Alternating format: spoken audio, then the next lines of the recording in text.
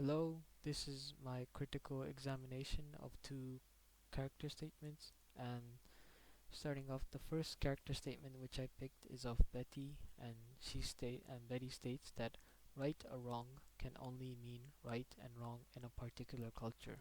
It is totally misguided to use the standards of one's culture, invariably one's own, to pass a moral judgment on an action performed within the context of a different culture. As no one can be said to be right or wrong in a dispute like this, it is better to simply say you're right from your side and I'm right from mine. Respect the diversity of cultures. No one is right, so live and let live. So, starting off, the root of Betty's statement can be seen to have come from the concept of relativism, which states that a person's norm and standards are relative to the society or the culture of which that person has come from. This basically entails that there is no one true answer to whether an action is morally right or morally wrong, due to the fact that it varies from person to person, society to society, culture to culture, thus referring to how everyone is different, therefore everyone is equally correct. Betty focuses on the concept of cultural relativism, which is that the morality of one's actions depends on the culture they are from. Cultural relativism suggests that we should blindly be tolerant of a person's moral judgment or action if it is part of their culture. Now, keeping this concept in mind, I partially agree with Betty's relativism.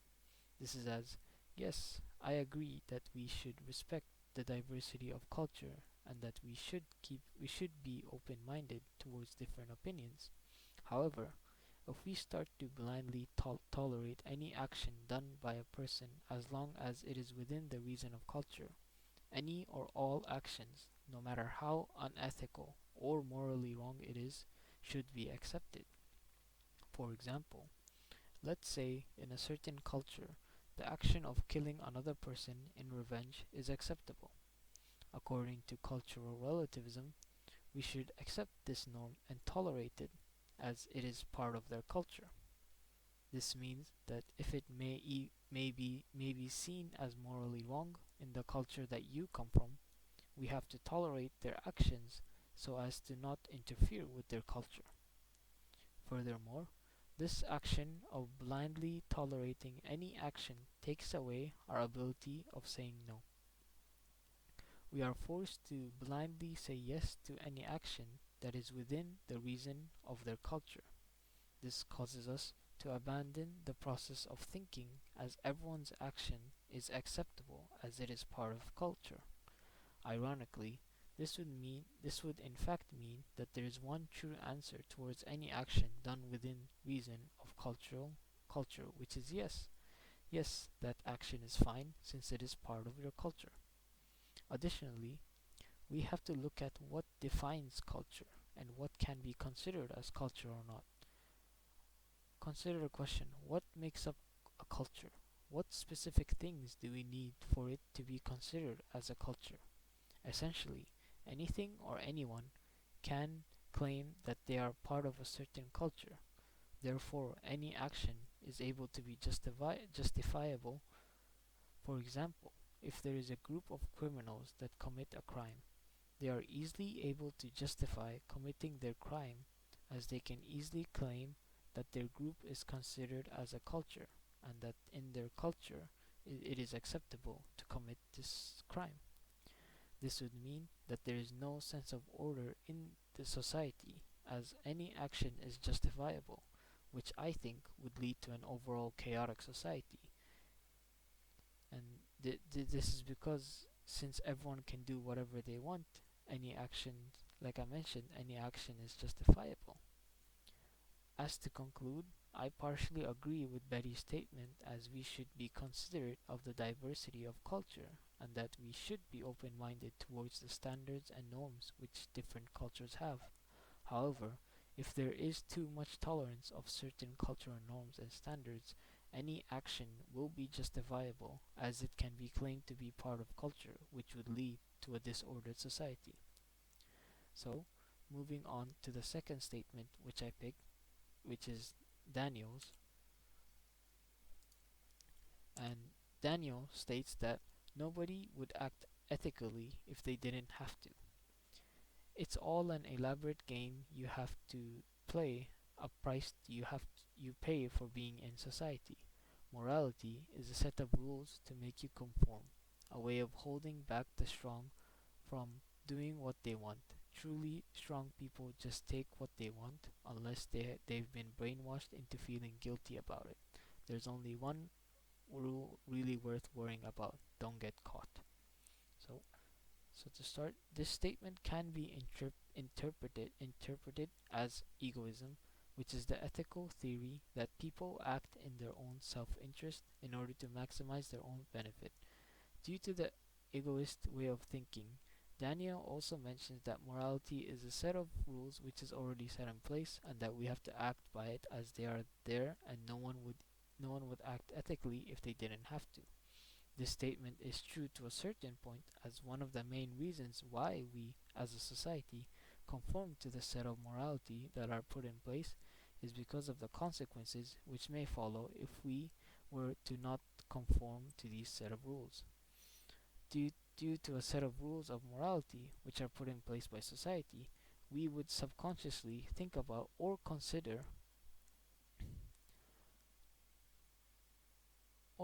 the consequences that may follow when presented with a chance of acting unethically. This implies that there is a certain fear factor that engulfs a person's subconscious, preventing us to act a certain way, thus making it true that morality is restricting people from acting a certain way, and that these set of rules formed from morality have a higher position than oneself, causing us to conform to it. However, However, what happens when this element of fear is taken out when acting unethically? Well, if this element of fear is taken out, no one would act ethically, as the consequence which may follow are negligible, as the punishment will not have a great effect on the person. This is supported in Plato's story of the Ring of Gyges, which follows the story of a shepherd who comes across these rings which grant him the ability to become invisible. The shepherd then use this ability of invisibility to commit unethical actions in order to maximize his benefits. As we can see, since the invisibility took out the fear factor in acting ethically, the man decided to act unethical due to how there was no way in which he would get caught and suffer the consequences. So moving on, in this statement, Daniel also mentions how the strong take what they want, which suggests that the strong take from the weak, as it will maximize their own benefit, and that as long as they are not caught, they are to pursue whatever action that will benefit them the most. What it is referring to when it talks about the strong and weak people is that the strong people refer to the egoist point of view, and the weak people to refer to the altruistic point of view, which is the counterpart to the egoist point of view. Altruism is the ethical principle where you act in the benefit of others rather than your own. This statement, the statement suggests that egoists take from the altruist. However, there is a possibility for an egoist to drop their beliefs in egoism in order to fulfill an egoistic need. For example, consider what an egoist will have to do to be in a relationship. If the egoist needs if the egoist needs are to become happy through a relationship, they would have to switch to an altruistic thinking in order to achieve the benefit of happiness, as they would have to enhance the bond that is made between its partners.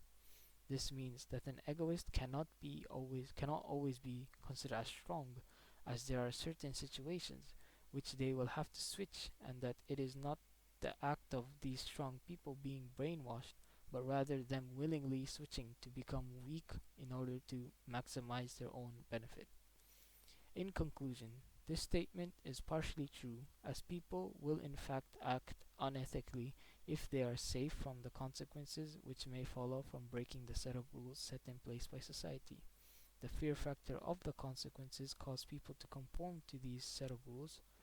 Also, when it comes to whether a strong person is held back by society, it is not a matter of the society, but rather the transition of egoist to altruist in certain situations in order to fulfill their egoist needs.